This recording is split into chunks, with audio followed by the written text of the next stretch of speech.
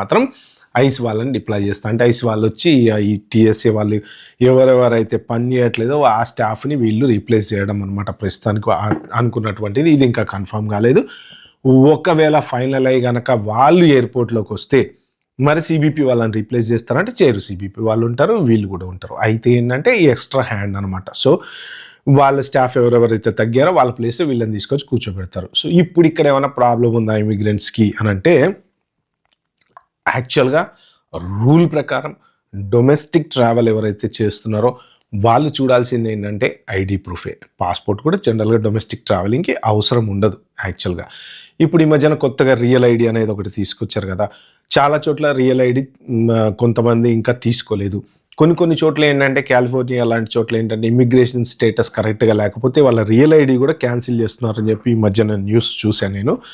So ఒకవేళ మీకు real ID కరెక్ట్గా లేకపోతే ఏం చేయాలంటే ఆబ్వియస్లీ మీరు పాస్పోర్ట్ క్యారీ చేయాలో లేకపోతే ప్రాపర్ ఐడి మీది ఏదైతే మీ లీగల్ డాక్యుమెంట్ ఏదైతే ఉంటుందో అది క్యారీ చేయాలో, ఇలా రకరకాల ఇవి అయితే ఉన్నాయి. మోస్ట్ ప్రాబబ్లీ ఐడి అయితే కంపల్సరీ డొమెస్టిక్ ట్రావెల్స్కి. ఒక్కొక్కసారి పాస్పోర్ట్ అడగచ్చు, అడగపోవచ్చు. పాస్పోర్ట్ అయితే మీరు కంట్రీ దాటితే తప్ప మ్యాండేటరీ కాదు.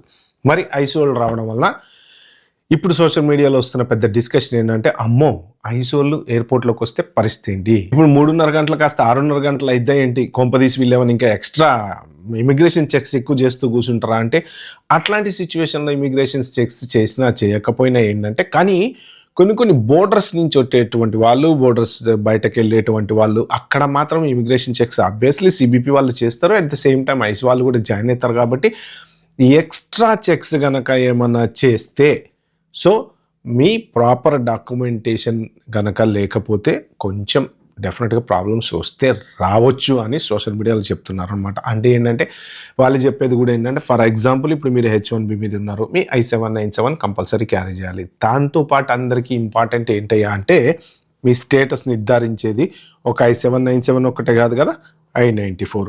ఎగ్జాంపుల్ సినారియోలో ఇప్పుడు మీ I-94 ఎక్స్పైర్ అయిపోయింది. For example me passport expire అయిపోయిందండి. ఓకే, I-94 మళ్ళీ అప్డేట్ చేసుకోవాలి మీరు. కొత్త పాస్పోర్ట్ వచ్చింది అంటే అక్కడికి ఆ డేట్ అయిపోయింది కదా. ఆ డేట్ లోపు ఏదైతే మీరు ఆ లాస్ట్ మినిట్ లోపు అప్డేట్ చేసి, ఇప్పుడు పాస్పోర్ట్ కూడా మీకు ఎక్స్పైరీ అవ్వటానికి 3 నెలల ముందో 4 నెలల ముందో చేసుకుంటారు కదా. అంటే ఇంకా పాస్పోర్ట్ స్టిల్ ఎలా ఉంటుంది కదా, ఆ పర్టికులర్ లాస్ట్ డేట్ వరకు మీ I-94 ఉంటుంది కదా.